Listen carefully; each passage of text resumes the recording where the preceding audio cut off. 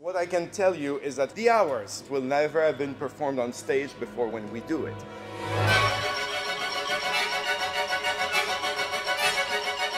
I had brought the idea of a new opera up with Renee Fleming, and she was actually very receptive. And then there was one project that I had an idea for.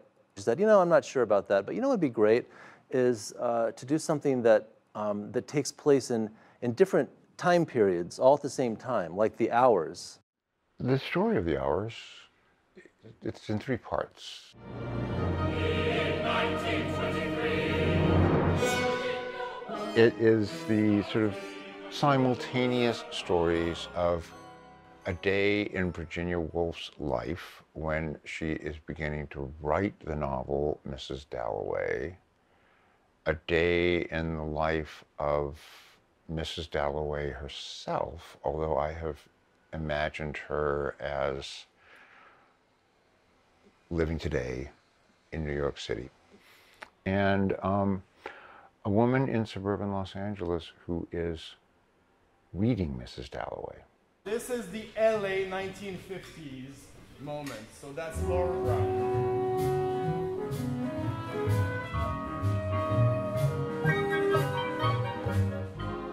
And they come together.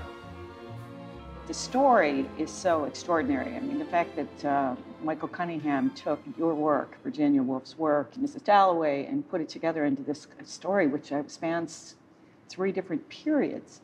I remember reading it when it very first came out and being sort of enthralled by the internal story, how deep, how in depth it went. Because it's a universal story.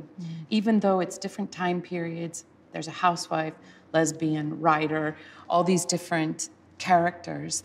And all those different stories have a relationship, of course, to Virginia and to the book, but they also have different relationships to death and to grief in different ways, and also to lives unlived. One of the challenges for this project was because there are 3 separate stories, to not make it feel like 3 short operas intertwined, but to make it feel like it's one whole piece. So we worked really hard to try to make the voices distinct, but also make it feel cohesive. I started thinking about what you could do in music that you can't do in a film or in a book.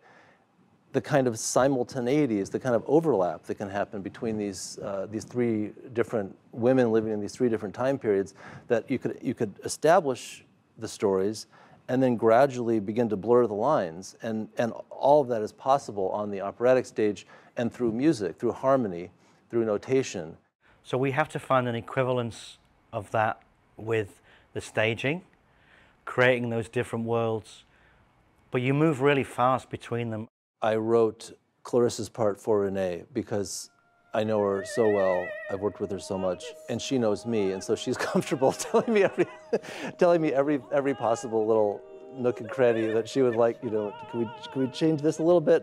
And I'm very happy to do that. There's actually nothing like it, you know, to work so closely with one of the great performers in the world, and for her to feel like the part fits her like a glove, you know, at a certain point, and it's not maybe right away, but it takes some time, and so it's very gratifying to do that.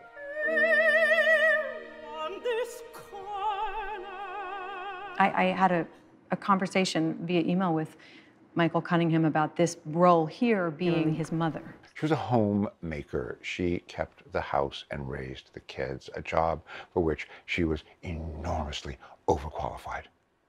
There were women that really struggled, and we as a society don't always know that and don't pay attention to that. Because the character of Virginia Woolf feels very far from me.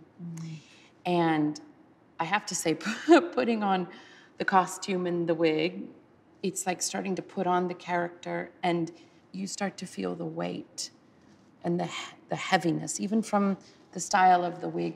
It's kind of extraordinary how that opens a door to parts of you that maybe you don't always have time to examine. The darker side, the side that feels more oppressed, without a voice.